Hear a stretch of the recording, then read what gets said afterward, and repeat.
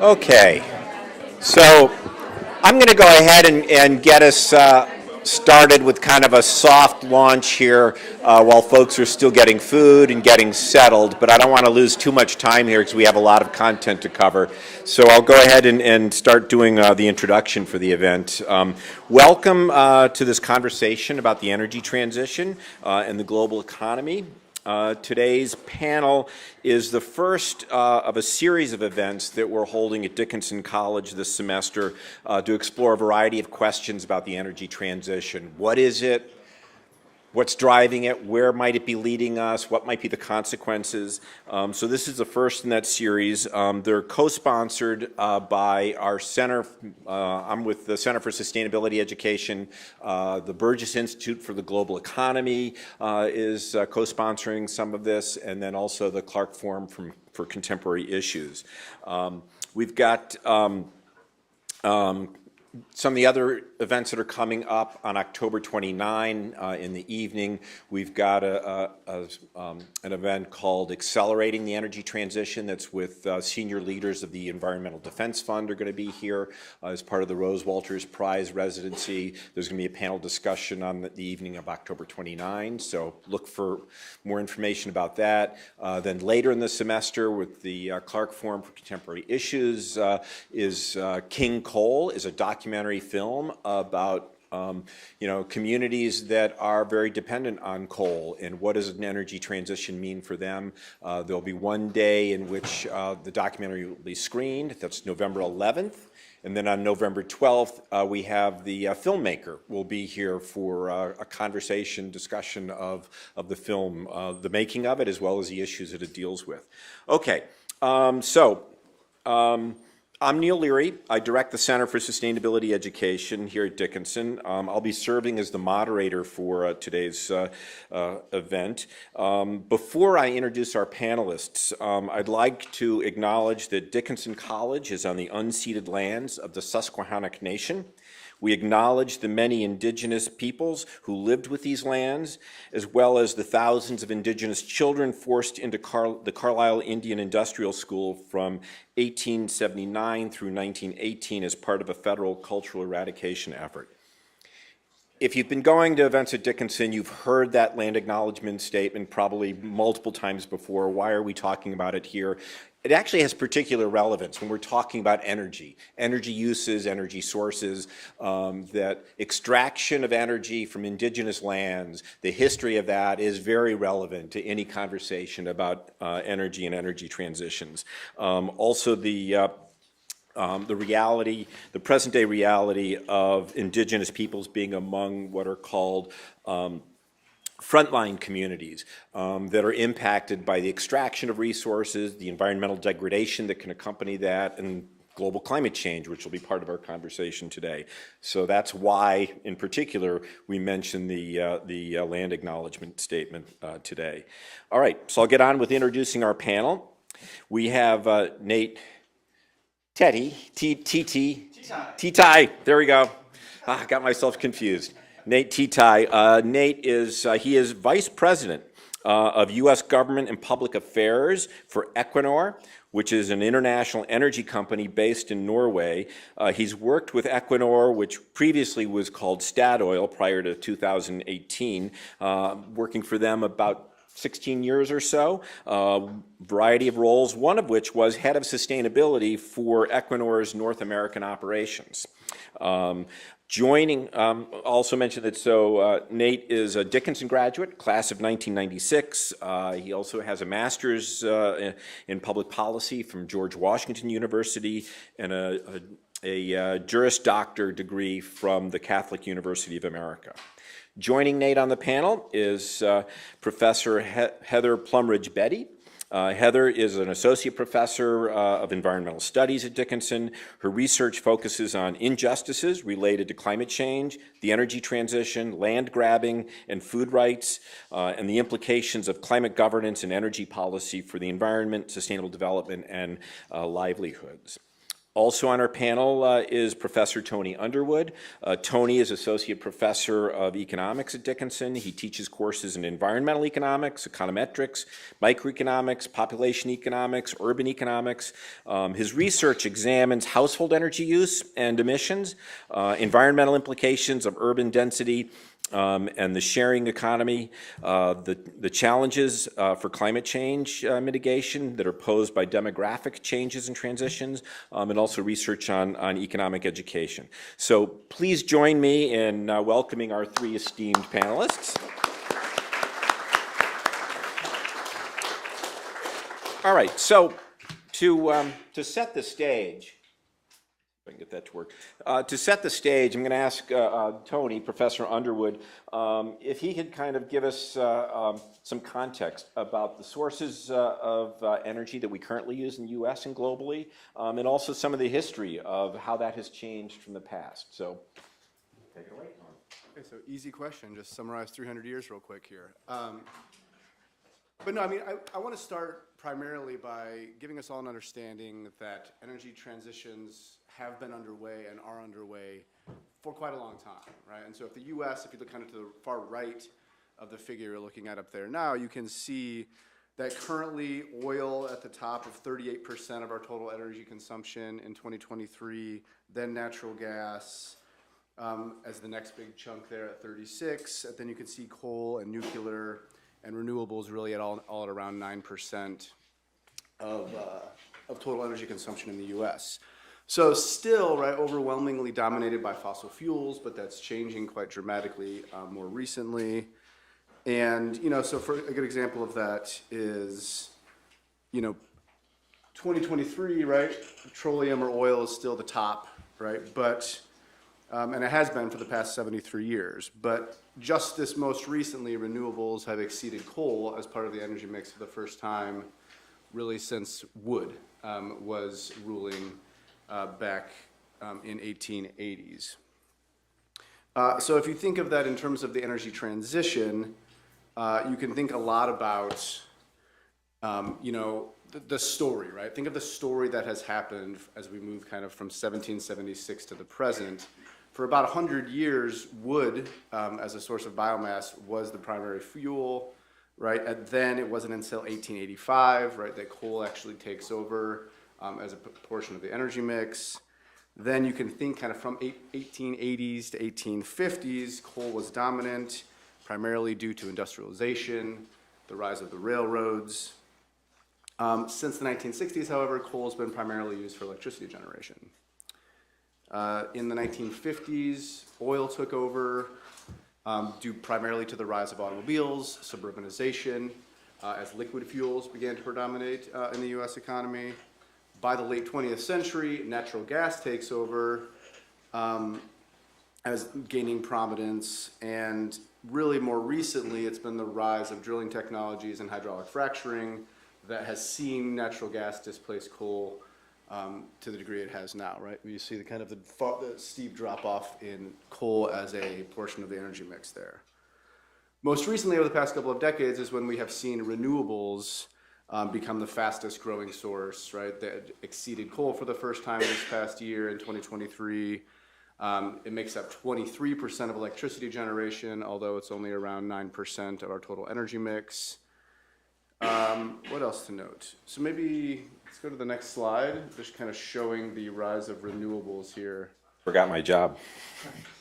There you go. Right, so this is just focusing in on renewables, right? So you can see, if you think of what we think of as renewables, we think of wind, solar, hydropower, right? But you can see that biomass, biofuels and wood, right, were the original renewables, and we're still looking at them there. You can see the peak of wood going back.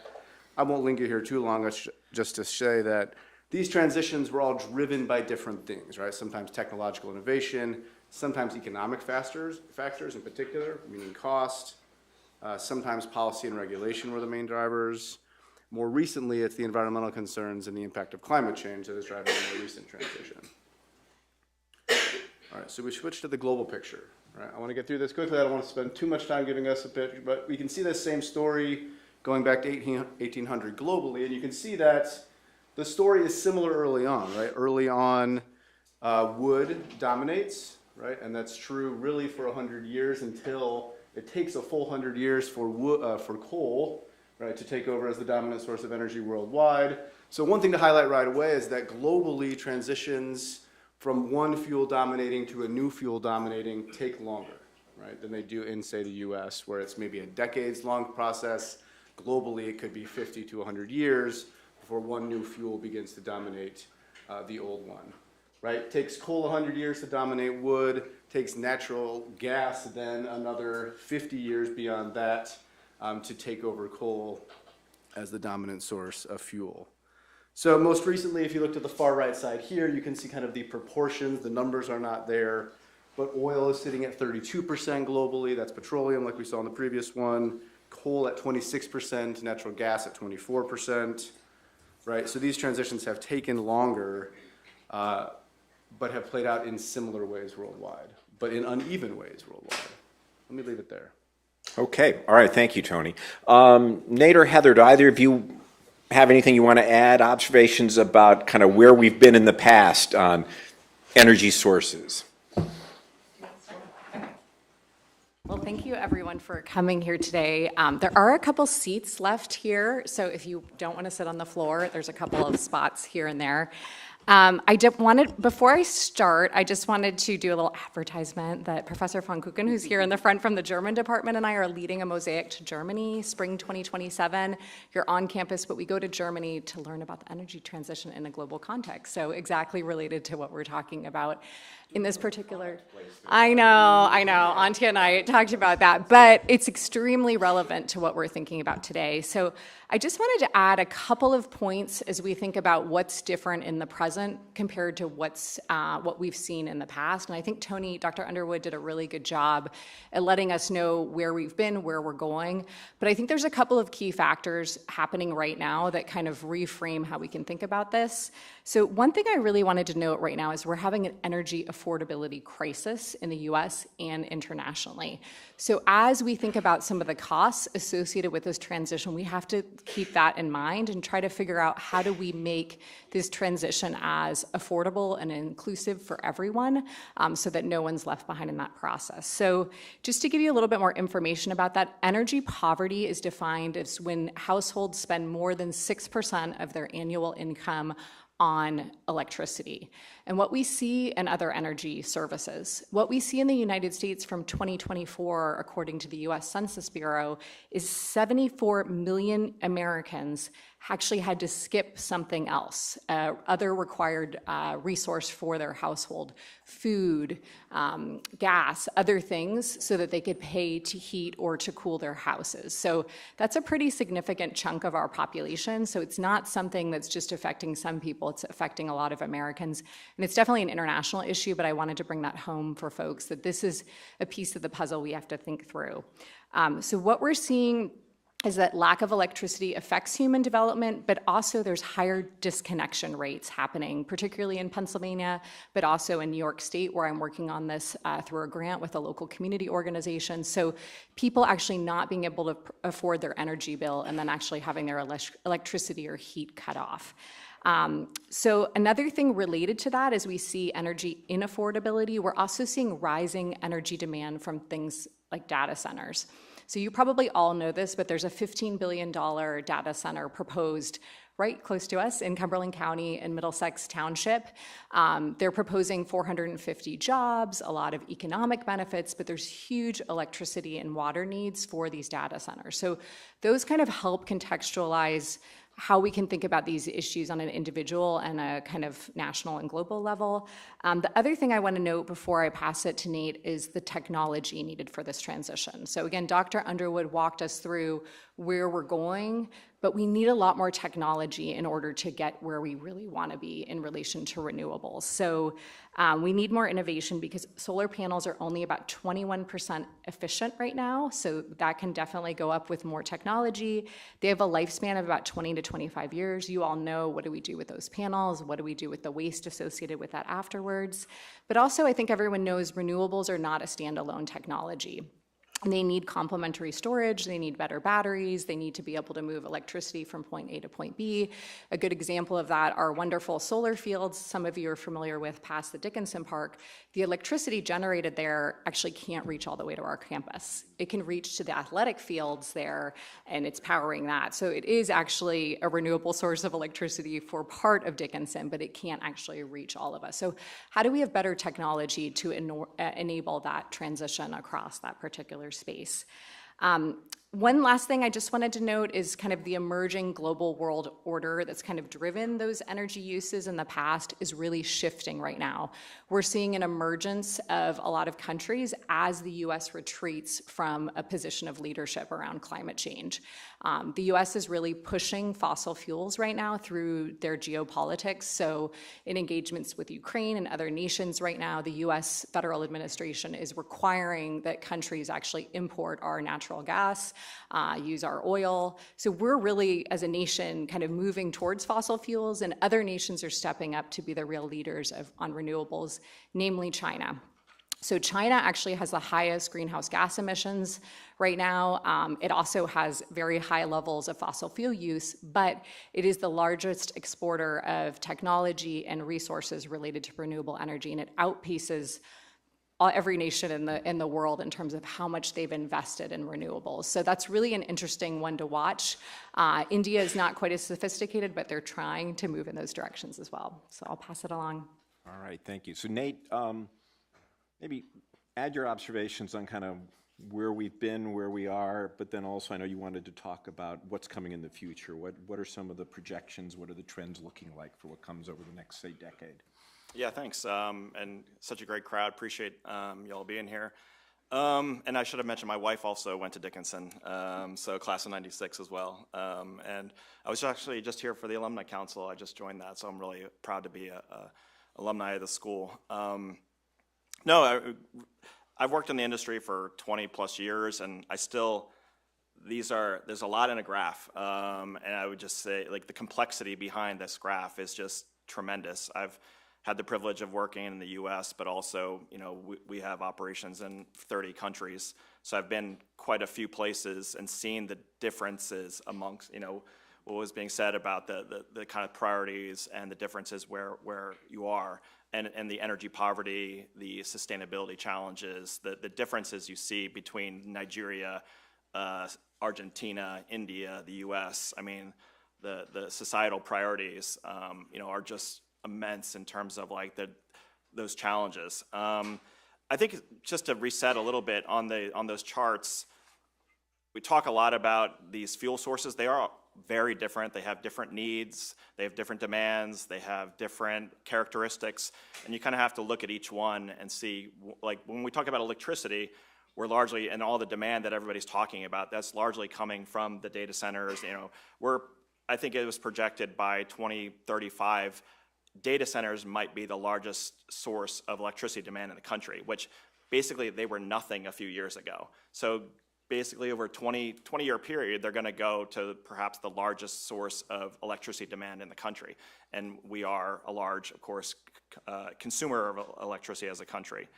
But from basically 2000 till about 2020, you saw pretty flat electricity demand. So almost half of my life, it's been a fairly flat period of demand. And a lot of that was through efficiency. Even though we were consuming more, efficiency got better. We used energy more efficiently. The next 20 years is gonna look very different than the past. And people have to kind of reconcile with that. What's that going to mean? The electricity, as Tony pointed out, we're gonna see a lot more demand. The data centers in Cumberland and elsewhere. I mean, Northern Virginia, I think 70% of kind of data flow goes through Northern Virginia globally. Those data centers have been popping up. They have a lot of needs. The government, of course, has a lot of needs there.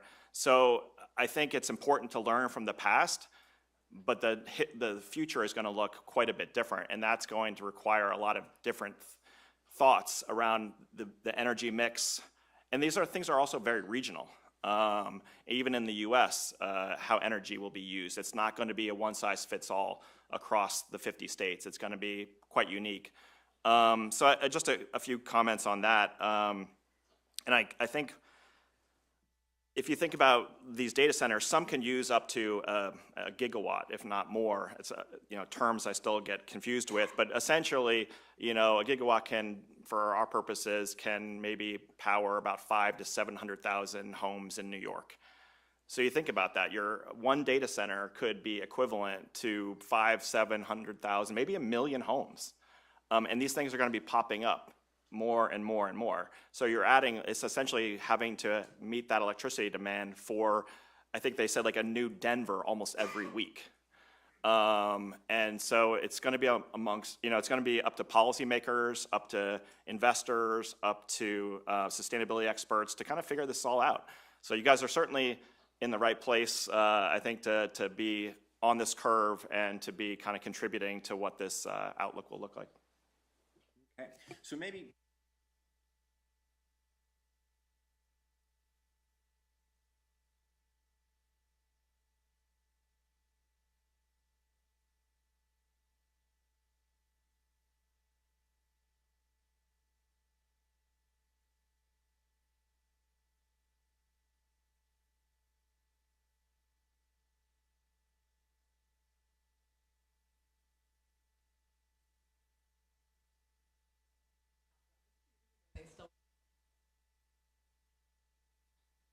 Getting older, 2 years is a long time.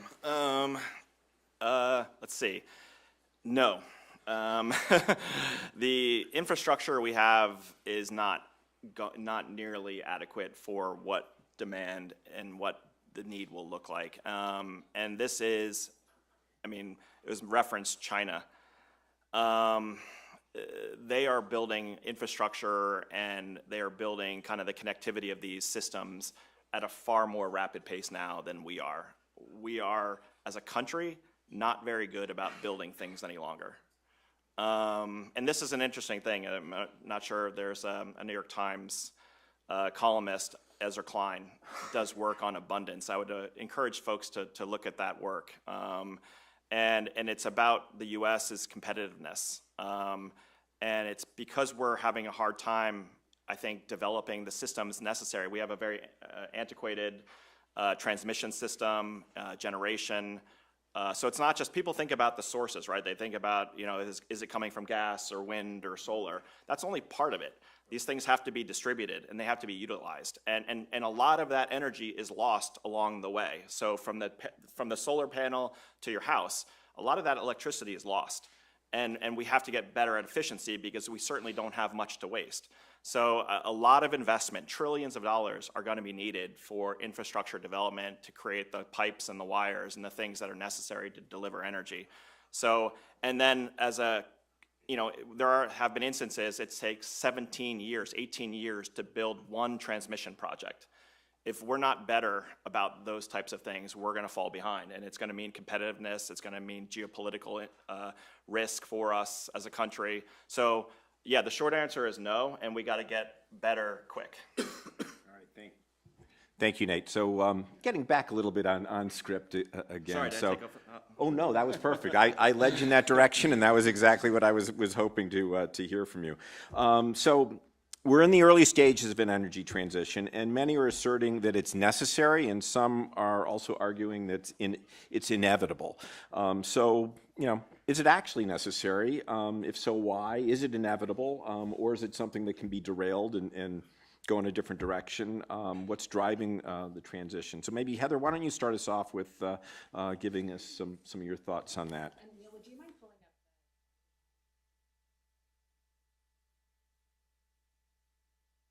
I appreciate that.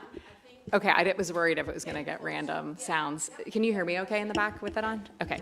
I would argue that I'm going to go through the carbon dioxide emissions. From an ecological perspective, it's absolutely required, but I would argue it's not inevitable for a couple of reasons. And I'm going to walk through the carbon dioxide emissions first, and then I'll walk you through that. And I'm actually going to stand up because I'm not as good as Dr. Underwood was at kind of turning around and looking here. Do you want me to hold this like that? Does that work? You prefer to be at the podium? Oh, does that work there? Yes. I can kind of do it like this. I can be a little mobile. So thinking through climate change and understanding the role of CO2 emissions in the global atmosphere, we can see from 1960 that we've had an increase in global atmospheric CO2. These are measurements from Mauna Loa in Hawaii that show us levels of CO2, carbon dioxide, in the global atmosphere. And what we can see here is the Intergovernmental Panel on Climate Change, the IPCC, has come up with projections to help us minimize the human impact in relation to climate change. But they really want us to be able to stay below 1.5 degrees Celsius of warming. And what we see forecasted for 2025, you can see there with the red line, is we are exceeding that, or we're on track to be exceeding that. So again, when we think about the energy transition, what the goals are, what the purposes are of why we're doing this, we're really trying to reduce predominantly all greenhouse gas emissions, but predominantly CO2, and we can understand that that's really required. Would you mind going to the next one, Neil? And why are we talking about energy in relation to these issues? So the energy system is responsible for 70% of our carbon dioxide emissions globally. So it's a huge part of the puzzle that we cannot ignore. And what we can see with global CO2 emissions, carbon dioxide emissions from energy combustion and industrial processes, how much they've increased since 1900 and where we're at 2024. This all really kind of sets the stage of why we need to take immediate action on energy issues. Now, kind of getting back to the inevitable question, because we understand kind of ecologically we need to be changing something or a lot of things. But I would argue that this transition is not inevitable because it requires a bunch of active steps. And as I already noted earlier, and I think my co-panelists noted as well, is that the US federal government is actually pushing oil and gas. So we have one of the largest players in relation to carbon dioxide emissions, but also in terms of economic GDP and kind of overall economic growth around the world, not actually promoting some of the renewable technologies and resources that we need to actually move this forward. So what do we need in relation to the energy transition? We require a bunch of different things. We require investment in renewable energy infrastructures to kind of get at some of those issues that Nate and Neil mentioned in terms of being able to get more electricity to people who need it. We need technology innovation, research and development. Again, I'm going to keep on saying China this whole panel, but China is spending billions of dollars on research, investment. They're giving companies that have good ideas a lot of money to move this forward.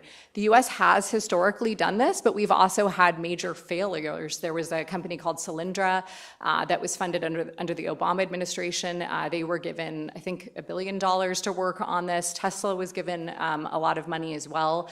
Tesla has done well economically before recent times. The other company, Solyndra, went bankrupt. And so just understanding, do we have an appetite in the United States to be funding things that might ultimately fail? They do in China, and we really need that technological innovation. Energy efficiency measures is a huge area, particularly in relation to job growth. This is one of the biggest areas of job growth in the US right now, trying to have people and technology that can make what we have more efficient. Nate mentioned that we're not very efficient in terms of what we're doing. There have been some improvements, but we still need to get a lot further. Policy support and regulatory frameworks, again, lacking. There's really progressive things elsewhere in the world. We do have some things in place. The Inflation Reduction Act put a huge amount of resources into renewable energy, but we also need global cooperation and collective action. And I think this is where a lot of the challenge comes in, because we have emerging economies arguing that they've historically not been responsible for carbon dioxide emissions, but now they're being asked to pay more, they're being asked to sacrifice development in order to move forward with some of these renewable energy resources, while not necessarily being given finance and technology from countries that have them. So there's a lot we need to do to make sure that these things can happen, and there's a lot of barriers in place. I will note that an interesting thing that will come up again over and over on this panel is that a lot of what's actually driving change in relation to some of these issues, I would argue, is that some of these initiatives are really economically profitable. So we can see some green investments have really high economic performance. So Morgan Stanley was able to project for the first half of 2025, sustainable funds, which could include renewable energy, and probably most of them do, they outperformed traditional funds for that first half of 2025. So I'm not trying to be cynical, but a lot of what we're doing at a global level, at a national level in the US is actually driven by economic interests. And so if there are examples like this that show that these sort of initiatives can be economically viable, I think it enhances our ability to actually move some of these things forward. So I will pass it on if anyone else wants to add. So Tony, maybe, I think Heather set you up there to maybe talk a bit about the economics of how is that playing into the energy transition and moving things forward. Tell us a little bit more about the I economics. think what's interesting is, as I mentioned briefly at the beginning, that it really was the price of different energy sources that drove prior transitions, right? And what we're seeing now is that it was natural gas that has really put pressure on coal, right? It is now renewables putting pressure on both of them in terms of we're seeing the growth of renewables exceed the growth of any other energy source. When you look at what sorts of primary energy sources are economically viable to build today, knowing that it's a 10 to 20 year process to build a new facility, that then that facility has to operate for another 50 years, right? It is not profitable to build new coal-fired power plants, especially in the US right now. Even in places like China, where coal is still around 50% of their energy mix, it's becoming economically inviable for them to do it as well. So I think we're beginning to see that, yes, certainly not inevitable, especially in the face of, I think, a lack of international cooperation and a lack of US leadership in driving the innovation that's needed to continue to make renewables more cost competitive, to make those decisions even more economically straightforward. So that's where I see this as. It's, in many ways, still the same story of when you're an energy company, it has to make sense in terms of what sorts of energy sources are we going to pursue when we're looking for new generation to meet the extraordinary demand we're likely to encounter. Renewables are winning that race right now, but they're only going to continue winning that race if the investment and the R&D is there. Okay. All right. So Nate, you work for an energy company that has substantial investments in all of these areas, oil, gas, renewables. What's your perspective on this, coming at it from a company that is developing energy, trying to supply energy, trying to do it responsibly? What are the different pullers, pushers, drivers, obstacles? How are you sort of making decisions how to navigate that space? Yeah, again, I was just coming from New York Climate Week. It's held every year at the same point that the UN General Assembly meets in New York. So just spent 3 days there. And interestingly enough, I was listening to a podcast on the way up. There's this guy who works at Wood Mackenzie called Ed Crooks. He does a really good podcast called Energy Gang. So energy enthusiasts should listen to that. But they said it was the highest turnout ever, which is kind of maybe counterintuitive to some, but it was the highest turnout they've seen ever. I will say, though, climate, while is maybe the umbrella, a lot of it was, data centers, AI, competitiveness, energy security, and then you layer in the international. So the week has become more so than I would say kind of maybe its original intentions. It's kind of a broader set of discussions. And then this typically would lead to COP, the Conference of Parties, the global climate discussions that will happen in Brazil later this year. This is such a difficult topic. I struggle a little bit, frankly, with the word transition because, as Tony's pointing out, a lot of this is energy addition. And I know that might not make everybody happy, and I sometimes feel like a skunk at a party, but these things are sticky. and we need more energy. So a lot of it, and really in human history, there hasn't really been much transition. Many countries still use wood. They still use biomass. They still use dung to create energy, to cook, for their family. So transitions, if they happen, they take a very, very long time. So I think that's just something to be thoughtful of, and to think about how do we, promote sustainable sources, how do we lower emissions across the spectrum. So I would just kind of say that I think it's more at this point in time, we shouldn't take our eye off how do we decarbonize, how do we think about the various sources, how do we utilize carbon capture and hydrogen and nuclear. I mean, talk about a zero carbon source, nuclear, but we haven't built one in the US. I mean, one perhaps in the last couple decades. It's largely, these are plants that we've been operating for 4 decades or so. There's talk of a renaissance, there's talk about new technology, but this is probably a decade and a half away from happening. China is building one of these probably every few weeks now. I mean, they are advancing. So I think for us, there's a really hard but really needed conversation about how do we address these things, and it is economic. And I will say, my perspective is sometimes the transition as discussed is discussed as something that won't cost. It's going to cost somebody. Basic economics dictate. So if it's on the consumer, a lot of consumers don't want to pay a lot more. I mean, electricity bills are going up substantially in some places of the country. And so how are we going to grapple with the sustainability, the affordability, the security, reliability parts of these things? And again, I think it's a really complex puzzle that we just need to have a really thoughtful discussion on. So we've touched a little bit, mostly the conversation is focused on the US. We've touched a little bit on India, China. Maybe let's talk a little bit about how this transition or addition, energy system changes. How does it look different in different parts of the globe? Start on that. Do you mind pulling up that justice slide? I'm going to get to it at the end. Lindsay, I put it on. I don't know where Lindsay is, but I remembered that time.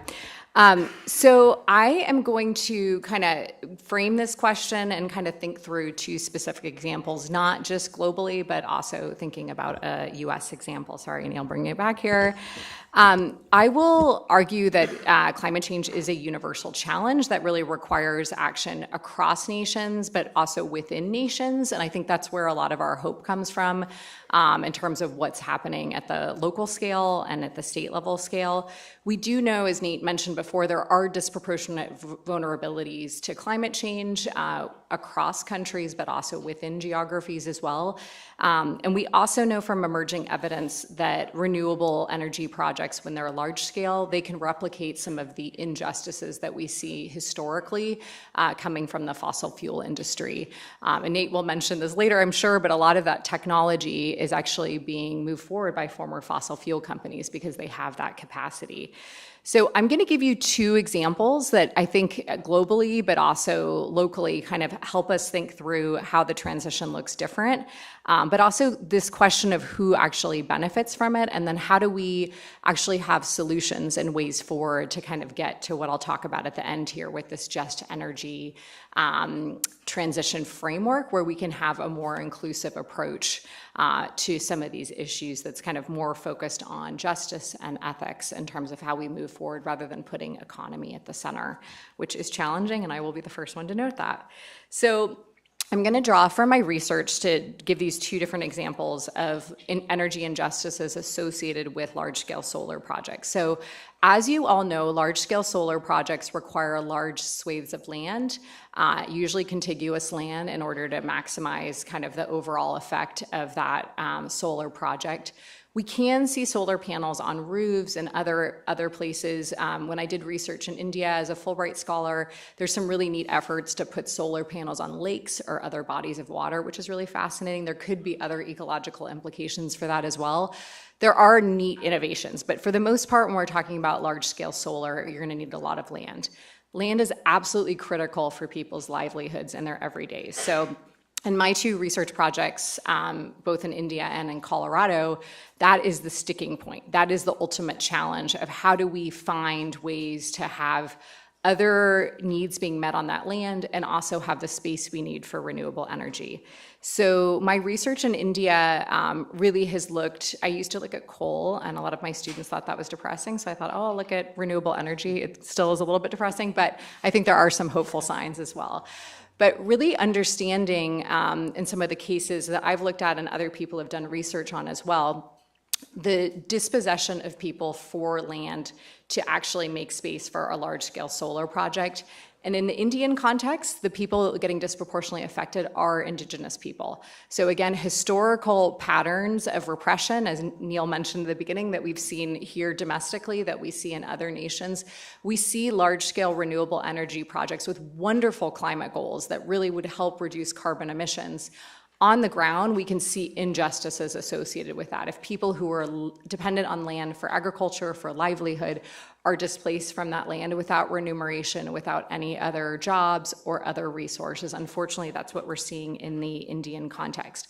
What we're also seeing, India has very, very ambitious climate goals. Those are not being met for a range of other reasons, but one of the reasons they're not being met is when there's political opposition, and some of these groups have actually mobilized to take a large-scale renewable energy project at the 200 megawatt level and push it down to 50 megawatts. So really kind of every time you have opposition to a project and it can't move forward, it's harder for a country like India or a state like Colorado to actually move things forward. I'm going to switch to a really different context. Obviously, the state of Colorado in the United States is quite different from India, but there's some interesting parallels that I've noticed. So I was fortunate enough to be on sabbatical last year. I was a research affiliate at University of Colorado Boulder, and I was undertaking research to understand municipal level motivations for adopting large-scale renewable energy. So I was interested, local government officials, why were they moving forward with a renewable energy project? Was it economically attractive to them? Did they want to present their town or their region in a particular way? What were the reasons they were moving that forward? What I found when I started that work was actually there was a lot of local opposition in Colorado, which tends to be a fairly climate progressive state. They have goals by 2030 to reduce their greenhouse gases by 50% in terms of their overall electricity grid. They've also totally phased out coal, so there is no new coal happening in the state, and the remaining plants that are still open are phasing out in the next 2 years. So pretty progressive from a climate change perspective, pretty progressive in terms of reducing carbon emissions. But what I learned in Colorado is that there's 10 counties in the state that have either have or recently have had moratoriums on large-scale renewable energy projects. So as I was undertaking this research, I began to question what are the concerns on the ground? And what I saw really mirrored what I learned in India was that there was an agricultural opposition to what some of the farmers in their large-scale their signs would say, stop industrial solar. So everything we've kind of historically seen about fossil fuel industry and how it's kind of seen as this large homogenous force overtaking an area, we're seeing some of those narratives and ideas coming around renewable energy as well. What is the actual opposition from an agricultural standpoint? What I learned is that farmers in Colorado, not all of them, but some of them felt as though the land was not kind of being respected by renewable energy developers, by local officials, that they hadn't been consulted. So again, a very similar kind of pattern. But also they felt like that land would never be able to be used for an agricultural project again. Now, what I learned is that when you actually are building a large-scale renewable energy project, there is a compacting of the soil, and some of my geoscience friends would understand this better than I would, but they were concerned that that process would alter the soil in such a way that that would not be able to be used again in the future for agriculture. Now, switching to kind of how do we think about ways to approach injustices globally and locally in the United States, and then I'll get to this justice framework here to think through some of these issues. But what the state of Colorado has done is they've actually encouraged agrovoltaics, which again, switching back to our example locally here, if any of you run or walk or have enjoyed our solar fields here, there's intercropping happening where the Dickinson sheep actually graze there. I have a cute photo of them doing so, but also they're growing crops in that area. So we're having multiple use in the same area, and that's called agrovoltaics. You can have beekeeping, you can have farming, you can have grazing of animals in that space. It is more economically costly to have that. It's not without that additional cost. So what the state of Colorado has done is they've actually provided grants to have pilot projects to incentivize people to actually move forward with that. So taking two oppositional forces as they've been kind of set up, agriculture versus renewables, and trying to figure out a way for them to both gain and have a path forward where they can actually thrive together. And that gets to this idea that I think is really important when we're thinking about what this looks like across the globe is how do we have a just energy transition? How do we center ideas of justice? And how do we really move from what we see up here, how they frame, this is from the movement generation. How do we move from what they've kind of framed as an extractive economy to a regenerative economy? And so really understanding that we need capital, we need economics to be a part of it, but they're really trying to encourage a shift in economic control, kind of more from large players to small players, but also thinking through how do we really center justice and social equity in that so we don't have cases like we've seen in both Colorado and India where you have a project that has wonderful climate goals, but it's actually not getting implemented because people are getting dispossessed. And so a lot of what they've included in these ideas are more opportunities for local people to have a voice. If you remember in the Colorado example, people felt like they hadn't been included in those discussions, those decision-making processes. Nate can tell you it's really challenging in certain cases to include everyone in a process like an offshore wind campaign. Like it's very challenging, and yet a lot of evidence shows us if we have more of that integration, that there might be more of an ability and a willingness to actually accept these kind of projects. So a lot of what this framework is really thinking about are these visionary and oppositional approaches, but ones that aren't necessarily coming from the top down, but more from the bottom up. And I do think there's some interesting examples. It is hard to think kind of in terms of everything I framed around the economics of this to think about how do we scale something like this up because it's so much focused on a grassroots approach. But there are some interesting examples around the globe, but also here in the US that give us some inspiration. Yeah. So Nate or Tony, are there some ideas that what Heather has shared with us that kind of were stimulated in thinking about examples of specific projects being implemented either in the US or other parts of the world? Who had support for them? Did they encounter opposition? How did it play into questions of equity and justice kinds of issues? I don't have a good positive example, so I'll leave you to think of that one. I will highlight one thing where, I think the challenge in, I'm thinking of the center here, right? Change the rules, draw down from kind of high levels of power to more municipal, local levels of power, grassroots organizations. I think the problem for me in thinking through solutions in that way is the mismatch between action and resources, right? And so the top is where the money and power are, but in part that's problematic, right? And so how do we think of a system in which, Colorado's setting a good example, I think, in some ways, whereby that money and power is actually given to those that can develop some of these innovative solutions on the ground. So I don't know if. Yeah, I mean, again, it's great examples, and I think it just underscores the complexity here. I mean, to give an example, I'm mentor actually our country manager in India, and one of the things that we have done is, it just shows another side, we import a lot of liquefied petroleum gas into India. What that has done is it has allowed over 100 million households within India move from very destructive forms of energy to cook at home, like things that cause pollutants, asthma, very dramatic health issues. And the LPG is a clean cooking source. So these are balances. There are emissions associated with it, but the health benefits have been immeasurable in India in terms of those households now not experiencing the same types of chronic and other issues that they've had by using things that we would never even consider in the US or in the UK or elsewhere in Europe. And then, you have 500, 600, 700 million folks in sub-Saharan Africa that have essentially no energy or very minimal, maybe a couple minutes a day, an hour a day. I mean, the energy poverty that was discussed. That's why it's so important to keep a very open mind, because a lot of these discussions we tend to take from a U.S. perspective. Look at all the energy we're using in this room. Look at I was in Times Square this week. I mean, my God, how much energy is just being used in that location? And then go to Lagos, Nigeria, and look around and see how starved they are for energy. So what's going to meet that need? And those are the growing populations of the world. It's not the U.S., it's not Europe, it's sub-Saharan Africa, it's Asia, it's the global South. And they have challenges that are far greater than what we have here in the U.S. So I certainly think the international part of it is going to have to put a lot of attention into thinking of what do those energy systems look like over the next few decades.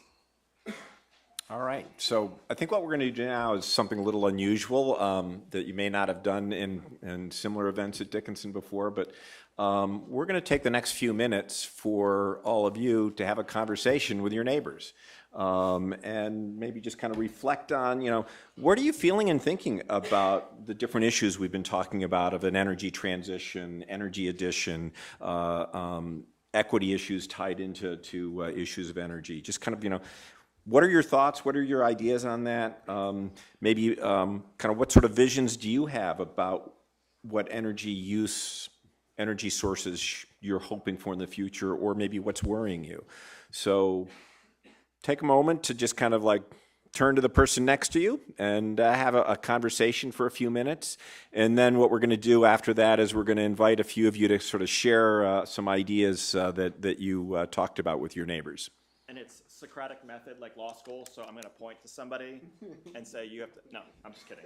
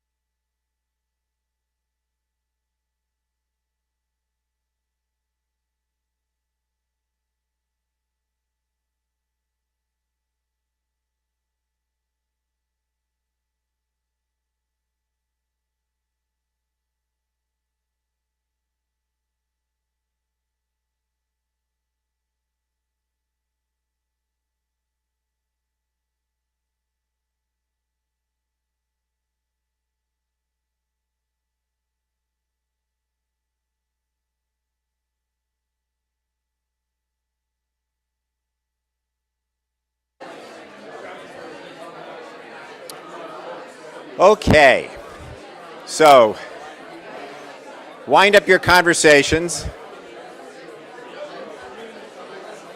So for those of you who are watching the live stream, you might be wondering what's going on. There is an amazing amount of conversation going on in the room that this seems to have worked better than we anticipated. I'm hoping these conversations are all on topic. Maybe some of them are not. But anyway, so thank you very much for engaging in the discussion. It seemed very animated. We'd like to take a little bit of time for some of you to share a little bit about what you talked about. We don't need a long discourse. We just need a few succinct points that were emerged in your conversation that you'd like to kind of share with the group. And if you'd like to do that, put your hand up and I will bring you this microphone.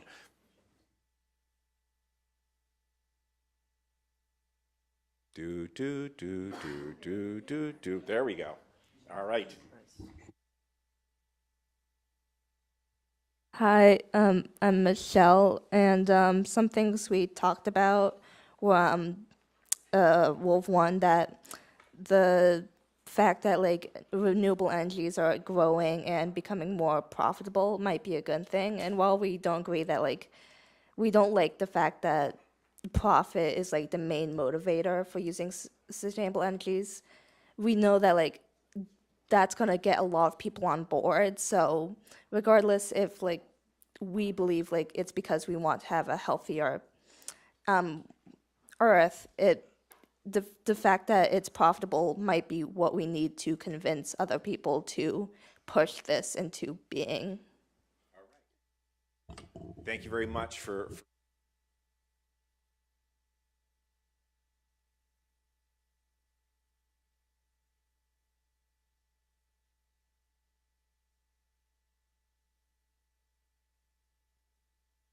Okay.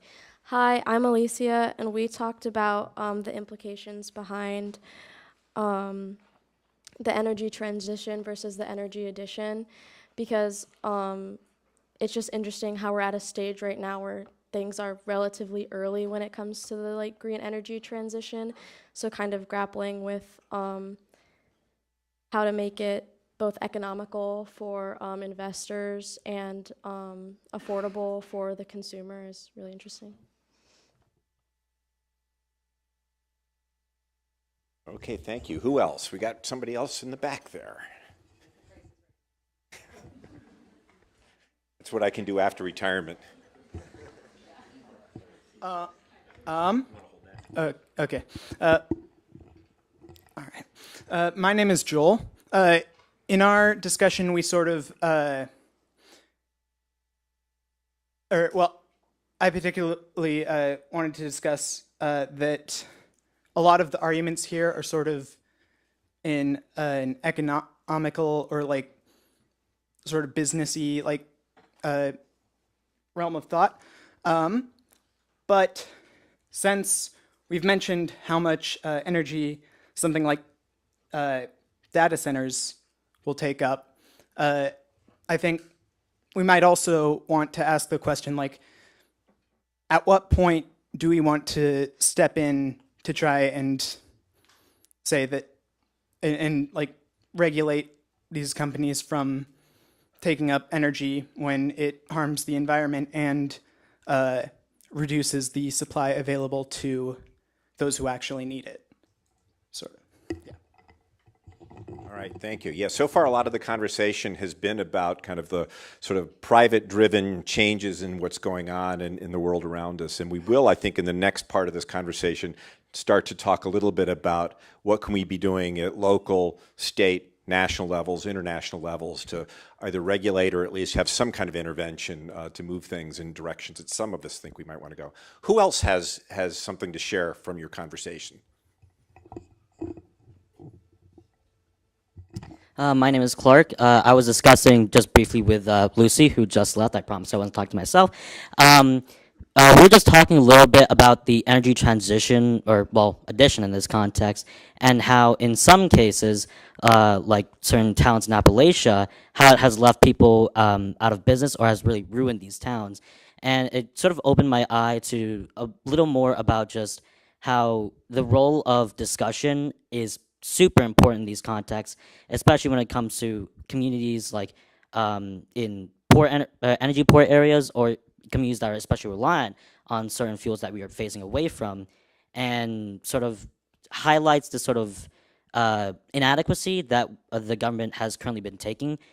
Even more like climate change, or even governments more friendly to the idea of climate change, have sort of botched the movement towards climate change, in the sense that they haven't been really trying their best to communicate with the people that they really need to be communicating with, to ensure a safe, economically feasible, but also socially feasible transition to climate change. Because really, a lot of people who are, working in these fields of fossil fuels, like a bunch of our towns were built on coal. As we transitioned away from coal to natural gas, those towns were left fumbling and ultimately fell into disrepair. So when we think about the transition from fossil fuels to renewable energy, I think it's important we also focus a lot of that discussion on how can we bring the most amount of people out of fossil fuel related jobs into renewable fuel jobs, so that we don't end up having this huge disparity between our economies. Thank you for that. Anybody else have something you want to share from your conversation? Going once, going twice. So, do we have another one up front?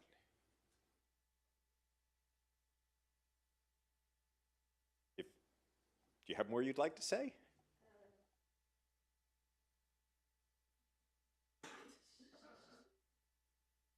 I won't push it if you don't. Signal me if you do want to say more. Okay.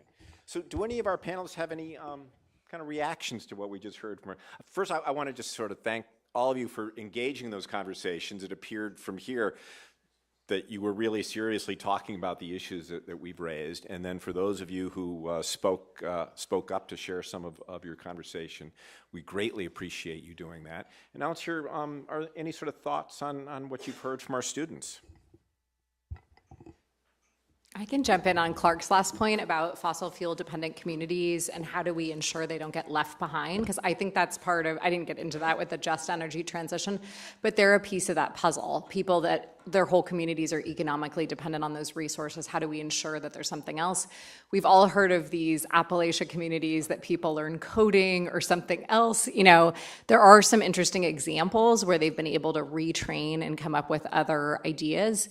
But I do think that there's a major challenge when you have the major source of revenue basically leave a community, and then what actually happens after that.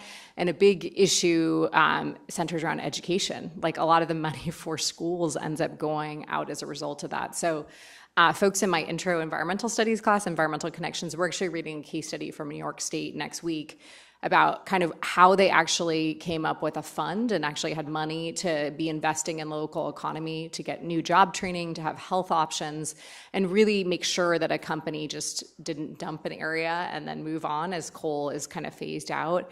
And Dr. Underwood and I are in early conversations to actually put in a grant. There's some funding around this right now, not just for academics to study this, but to actually be making policy and on-the-ground suggestions for, we're potentially going to do it for coal communities in PA, but how do we actually how do we have a plan and specific resources? Because again, you need money to fund some of these things to ensure that those folks are not left behind.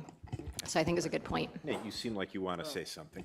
I think, maybe touching on two of the questions, and I think the last one was, there's such a human element to what you're pointing to. And I think sometimes in discussions when people live far away from those communities, they can just somewhat say, well, they can move.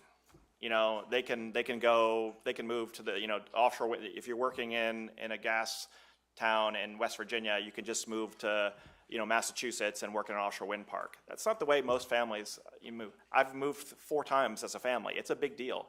And we're fortunate to have been able to do that. A lot of folks can't, and they've been in some of these communities for generations. So I think it's something about how do we support these communities more broadly beyond the energy topic, but that's a bigger thing.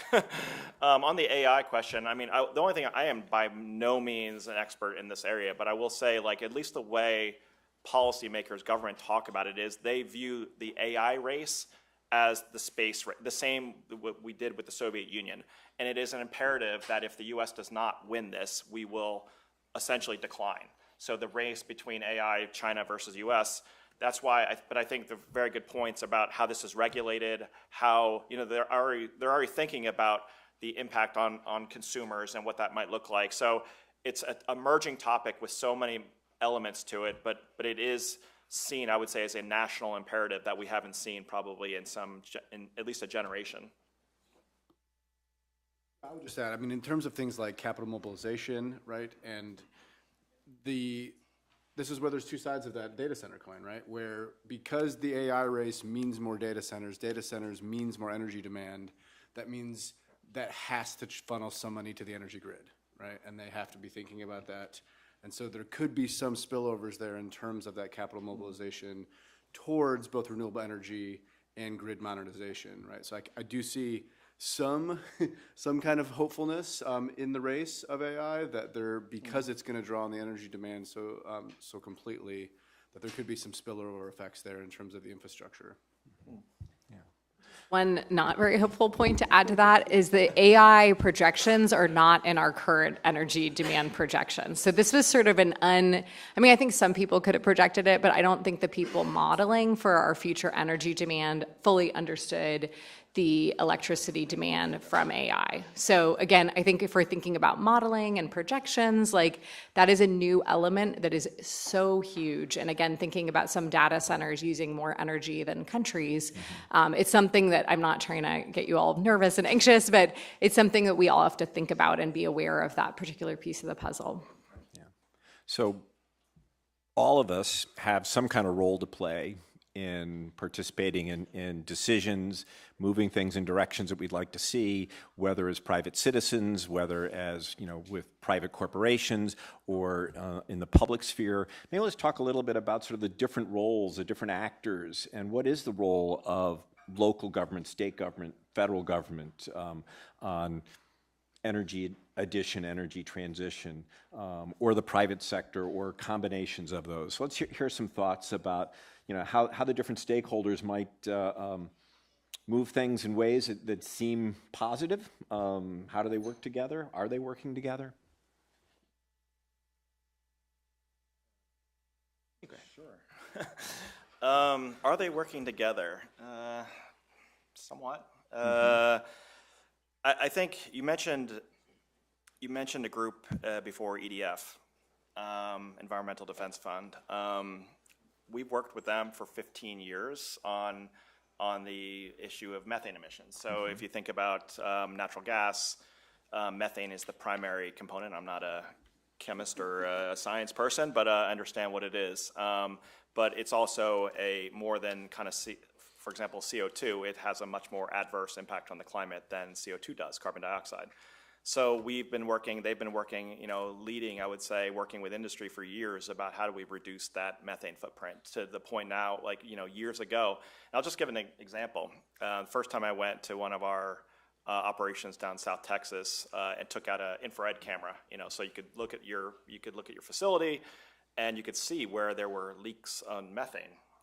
And the folks that were in the field that had been working in the industry for 30 years were surprised, because you can't see it. You have no idea that it's there. And they were ashamed, and they were kind of like, this is not safe, this is not what we want. So they were the first people to say, we need to address this. And now what we can do is we have satellites. One, unfortunately, got lost about a month ago, but now we have satellites that can look globally and scan to see where are the methane. And that is one of the best ways we can address climate change and support the natural gas industry that will be with us for many decades.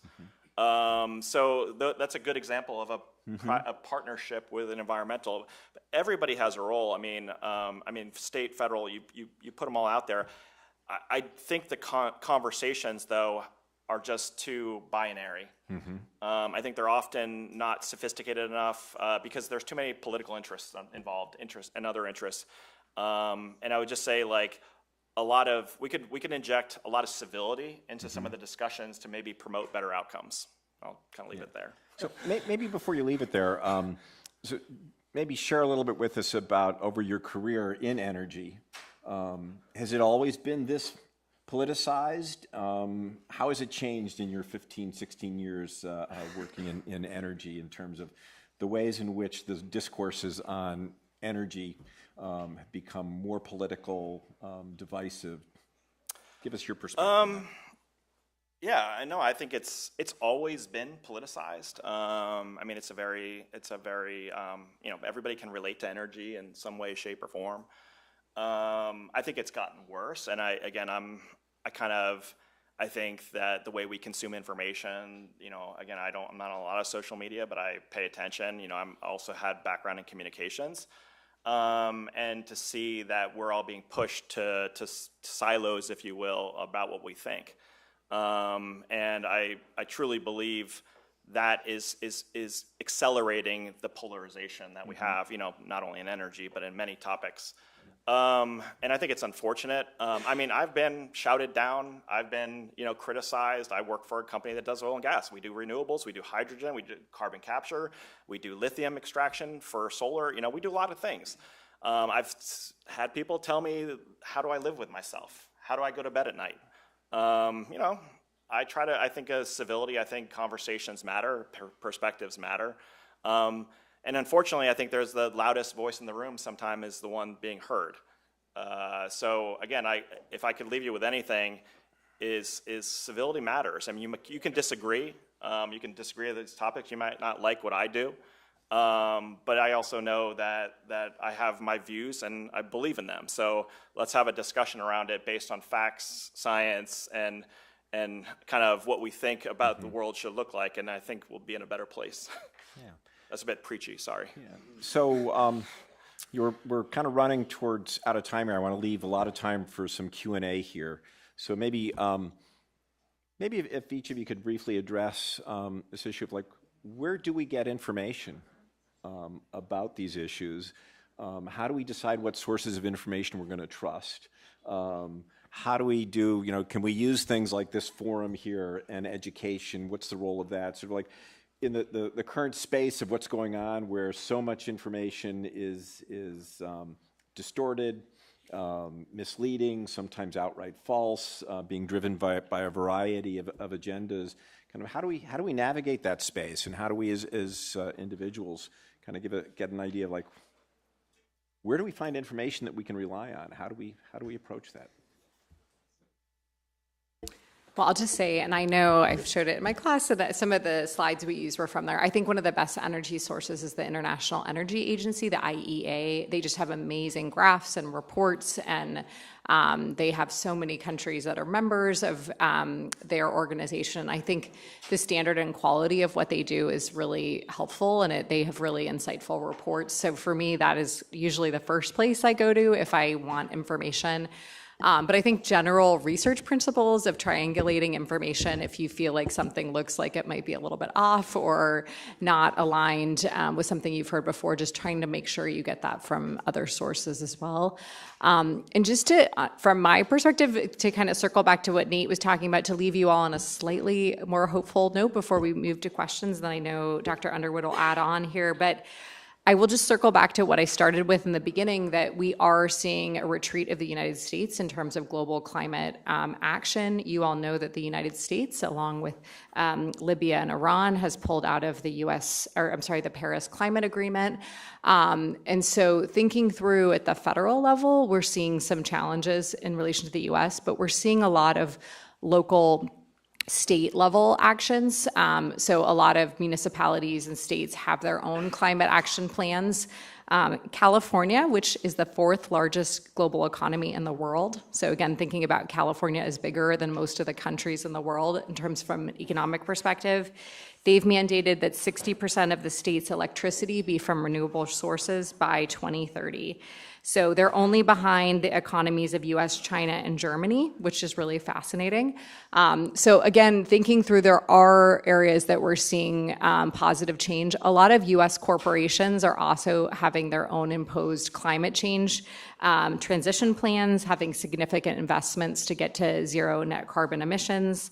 But also because of what I mentioned before with the economics, there's less interest in actually investing in coal-generated electricity. We are seeing an increase in crude oil exports, so that's a challenging thing in some ways as we think about fossil fuels and CO2. But we do have some of these things that we can hold to and seek some hope and inspiration from my point to not leave you all on a negative note. Yeah, I mean, I'll give a second to the International Energy Agency as a source of info. Internationally, in the US, the first 2 slides I used were from the Energy Information Administration out of the Energy Department. Still quite good. And broadly, I will highlight again in terms of local climate action, right? So for the past several years, I've served on the Carlisle Borough Climate Action Commission that developed the climate action plan for Carlisle Borough. And in working with them, you recognize the importance of relationships with other levels of government and private organizations, right?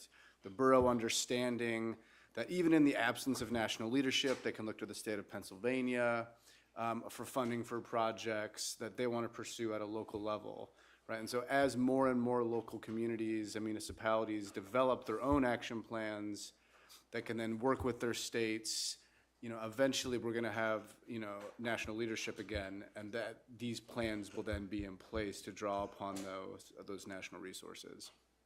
So I still think that can be really important in a time frame when national leadership feels void. Yeah, the only quick thing I'd add is two things. One, none of this is black and white, so be curious. And I would say the advice I give to graduate students, at least that I work with, is learn a little about a lot of topics in this industry.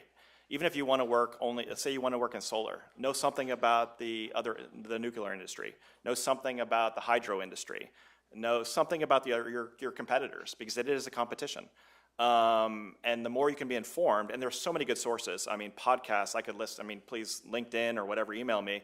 I have a lot of podcasts I listen to that I find useful. And then they're just like instructive. Like, I'm not an engineer, but I have learned a lot about the technology and a lot about the operational parts of the industry. And I know as a lawyer or as a practitioner, when I'm able to speak with those folks somewhat on their terms, my credibility is enhanced. So the more you can know, the more you can be diverse in kind of what you know and you bring to those tables, you'll be a better practitioner no matter where you are.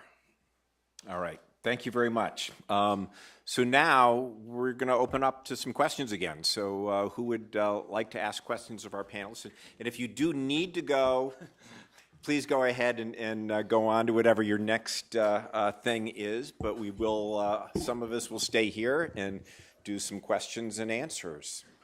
Yes. Just wait a moment for me to bring the mic to you. We do have, I think, some online audience members.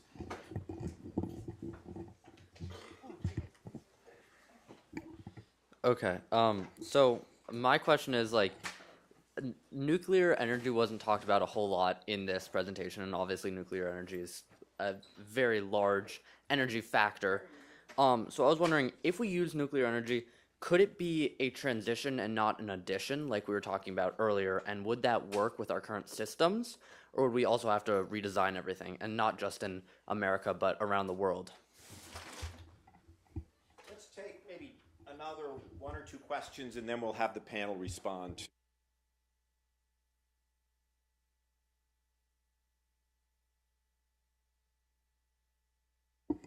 Okay.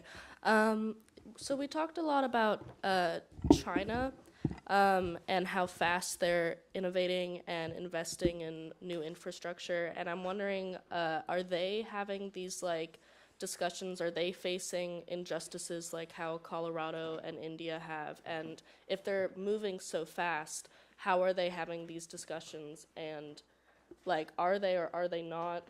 And is that something we want to emulate, or how are they going about it as far as justice goes? Thank you. Great. So let's do one more question, and then we'll have the panel respond. And then we'll see if we have time for another round of questions. We had one in the back there.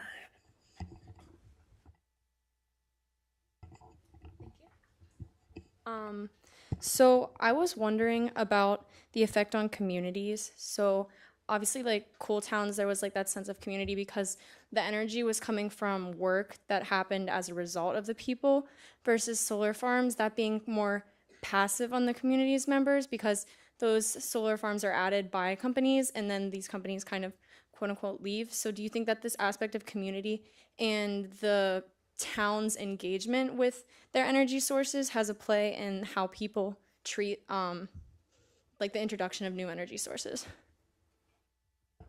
Great, thank you. So who on our panel would like with quick responses, because we do want to see if we can get another round of questions. I can start on Louise's question about China, and Nate, you don't need to do this, but I think you, on the community impact with your experience with offshore wind might be really interesting on that. You don't need to say that, but I know that always sticks with me. So, Louise, because China is not a democracy, there are different ways that things are being implemented. So in India, the example I gave in the United States, because those are both democracies, there are processes that people have to be listened to, and there's political costs if they're actually not kind of respecting everyone and allowing for that particular space. So I think implementing some of these processes are a lot more complicated in a democracy because they need to be able to have all of their other rules followed. So I have worked with, not in depth, but in my past job, I worked with activists in China working on environmental issues, and it's very challenging to frame some of these issues in a systematic way. They have to sort of approach things in a slightly roundabout manner, like they'll be thinking really broadly about other forms of environmental challenges, like environmental health and how that affects people. And it's a little harder, I think, to do a systematic level critique of the government-led initiatives in that particular way. So there's not any kind of, a colleague of mine actually researches this and tries to understand some of the injustices. It's hard to kind of systematically understand the level like we've been able to do in India with my research and a couple colleagues. We can see overall trends. But I do think there are some major injustices, particularly when you're displacing a huge amount of people for a hydro project or another renewable energy project. I think there are a lot of challenges with that. So do either Nate or Tony want to respond to the nuclear question? I'm going to let you take nuclear. I mean, I would just say on the culture of work, I do think it's really important in terms of thinking about these fossil fuel dependent communities that because their kind of sweat was in the energy for generations, that it really was more a culture of the community and less about the energy. And there's been some interesting kind of policy work done on kind of just transition policies. If you have these fossil fuel workers, what could we do, right? If we had this as part of a, as part of the Inflation Reduction Act or as part of a even like a carbon pricing program in the US that was generating revenue, what could we do to help these communities out? And there's actually been really negative reactions to some of the proposals there that provide bridges to retirement, that buy people out of their jobs, or that try to create new and renewable investments in those communities because they don't want none of that, right? They want culturally their identity back. And so it is, I do think, something that we can't disregard and we need to think about thoughtfully as to, as Nate had suggested earlier, you can't just move these people to Massachusetts and have them work on offshore wind, because it is cultural. It's one of the challenges that I think we have to keep central in policymaking discussions, but I don't think there's any easy pathways there. Yeah, just briefly on the nuclear, it's a great question. It is the ultimate, it's very expensive. It's very much a community, it's a NIMBY issue, not my backyard. Like there's a lot of opposition. Nobody wants a new nuclear plant in their backyard. And then you have the waste issue. There are a lot of issues with it. I'll just say but it is, if climate change is one of the imperatives, it's got to be part of the mix, and we have to be able to step up, but it's going to take time. So I'd love to go into that more, but on the community, the only thing I would say on the community part is every project has an externality. There is no project that doesn't cause some negative externality, period. You just got to balance those things. There are positive externalities, and I would just say a lot of project developers don't listen. They don't go and they don't talk to the people beforehand. They don't tell them frankly, sometimes what it's going to be like when they're there and what it's going to be like when they're gone. So there has to be the genuineness. And I would just say, people are like offshore wind. I grew up in New Jersey, spent time on Long Beach Island myself. A lot of people in Long Beach Island do not want to see offshore wind turbines because they don't want their beaches. They don't want, and there's a lot of misinformation out there. But I'll just say, like, you get it from every angle in every community, and it's imperative that companies get out there and talk to people. So let's take one more question. Maybe we're going to take more than one question, it looks like. Sorry. Could I just quickly plug that film, King Cole, because speaking of community and culture, it's really amazing, and it's streaming through the Dickinson Library, so if you can't come to the screening, watch it before, and then talk to the filmmaker who is from that community. And what I found interesting about it is that it's very nuanced in all kinds of ways and goes deep into the culture, but it also shows how it's easy to romanticize the culture, because it was definitely very unhealthy for the community in all sorts of ways. So it has all these many sides. So just the next event in the energy transition.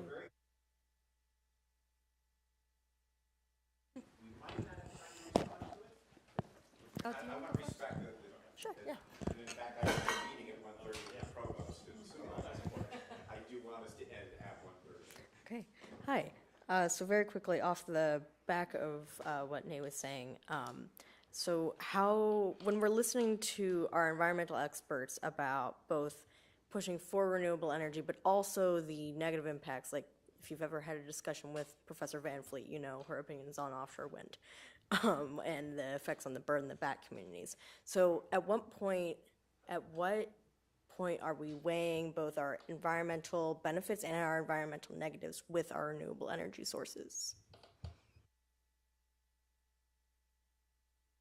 It's such an interesting, important question. We've had these discussions recently too, just thinking through, we know that there's costs, but there's also climate change, reduction benefits associated with particular things. So I would personally argue that we don't need to be making those trade-offs, that we need to think through like a holistic approach.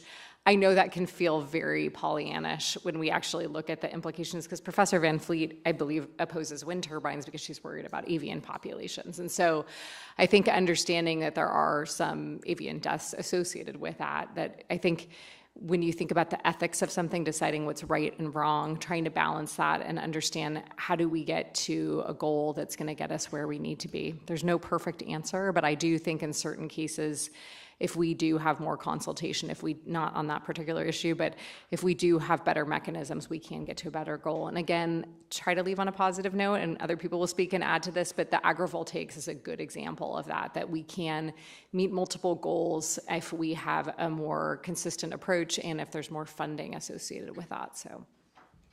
So do either of our other panelists have something to add on this? A last word you want to say? Okay. I'll just say one quick, it's a really good question. And I'll just say again, we have to make choices. And if none of these, if you're going to oppose renewable energy for all these reasons, then what are you going to do about climate change? So again, like everything has a trade-off, and that's why it's not black and white. And that's exactly what you're hitting on. All right. So please join me in thanking our panelists. And thank you for sticking it out to the very end here. And maybe some of the panelists might be able to chat a little bit after we've broken here, but that's the end of our program. Thank you.